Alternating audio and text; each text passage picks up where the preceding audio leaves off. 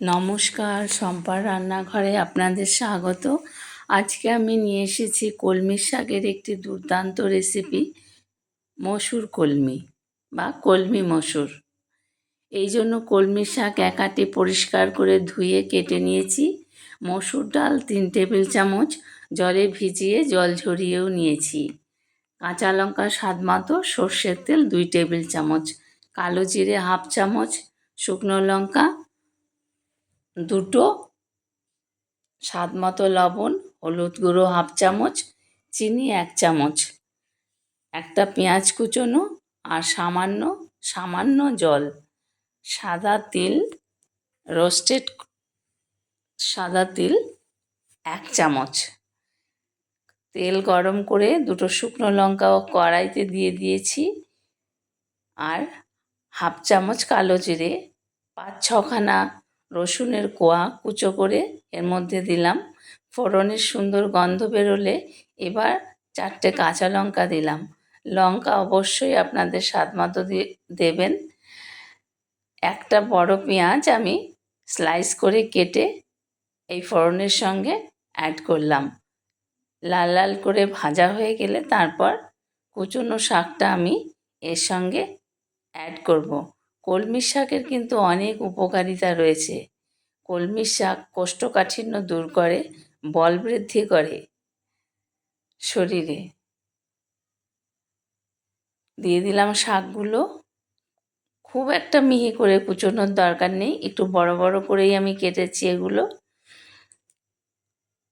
এবার একটু নেড়ে চেড়ে নিচ্ছি।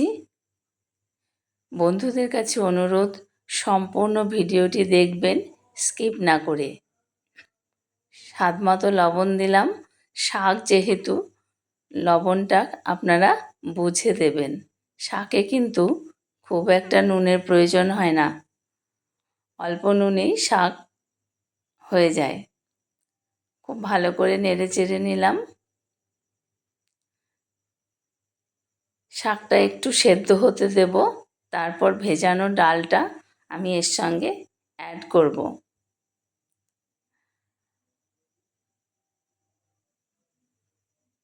বন্ধুদের কাছে অনুরোধ, আবারও বলছি, সম্পূর্ণ ভিডিওটি দেখবেন। আর যারা নতুন বন্ধু তারা অবশ্যই একটি লাইক, কমেন্ট ও একটি সাবস্ক্রাইব করবেন যদি রেসিপিটি ভালো লাগে। ভেজানো মসুর ডালটা আমি এর সঙ্গে অ্যাড করলাম। অবশ্যই জল ছড়িয়ে দেবেন। এবার নেড়ে চেড়ে নেব।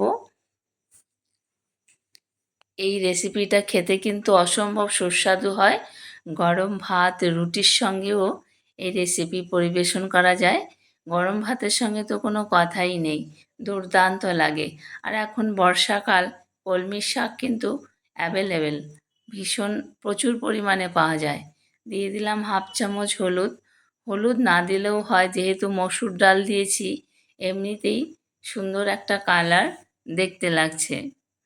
তবু আমি একটুখানি হলুদ দিলাম, যেহেতু বর্ষাকাল, তাই শাক রান্না করছি, তাই হলুদটা দিলাম। এবার নেড়ে চেড়ে নিচ্ছি। একটু সামান্য জল দিয়ে আমি ঢেকে দেব। চিনি দেব, তার আগে অবশ্য এক চামচ চিনি এর সঙ্গে আমি অ্যাড করে দেব।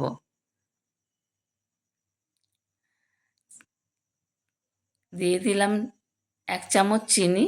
চিনিটা অপশনাল, যারা শাকে চিনি খান না তারা নাই দিতে পারেন। আমার চিনি দিয়ে খেতে ভালো লাগে। রান্না একটু মিষ্টি মিষ্টি হলে আমাদের বাড়ির সকলেরই পছন্দ হয়, তাই আমি চিনি দিলাম। আপনারা চিনি নাও দিতে পারেন, এটা অপশনাল। এবার সামান্য জল অ্যাড করে, সামান্য জল, এর পুরোটা আমি দেব না, জল অ্যাড করে এবার একটু হালকা নেড়ে মিনিট 3 আমি ঢেকে রাখবো। ডালটা কিন্তু খুব একদম গলে যাবে এরকম সেদ্ধ হবে না, ডালটা গোটাই থাকবে, এরকম সেদ্ধ হবে। গ্যাসটা সিম করে দিলাম। মিনিট 3 মতন আমি ডালটা সেদ্ধ করলাম।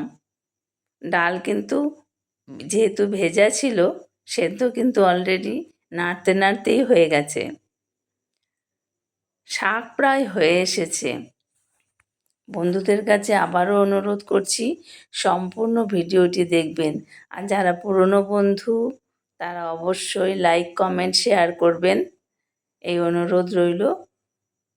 আপনারা বাড়িতে একবার ট্রাই করে দেখবেন এই রেসিপি, আমার মনে হয় প্রত্যেকের ভালো লাগবে। একদম ইউনিক রেসিপি কলমির শাকের।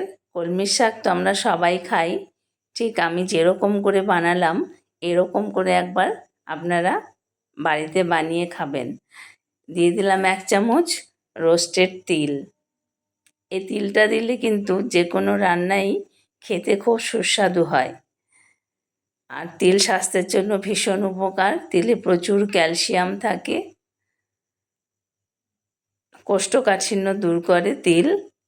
গায়ের ব্যথা, হাড়ের ব্যথা, যাদের জয়েন্ট পেন আছে তারা প্রতিদিন তিল খেতে পারেন। সকালবেলা 1 চামচ সাদা তিল খেয়ে একটু উষ্ণ গরম জল খেলে জয়েন্ট ব্যথা অনেক কমে যায়, গাঁটের ব্যথা। শাক রেডি অলরেডি। এইবার আপনাদের একটা প্লেটের মধ্যে সার্ভ করে দেখাচ্ছি। বন্ধুদের কাছে আবারও অনুরোধ সম্পূর্ণ ভিডিওটি দেখবেন, লাইক কমেন্ট শেয়ার করবেন। আপনারা সকলে ভালো থাকবেন, অপেক্ষা করবেন আমার নতুন নতুন রেসিপির জন্য।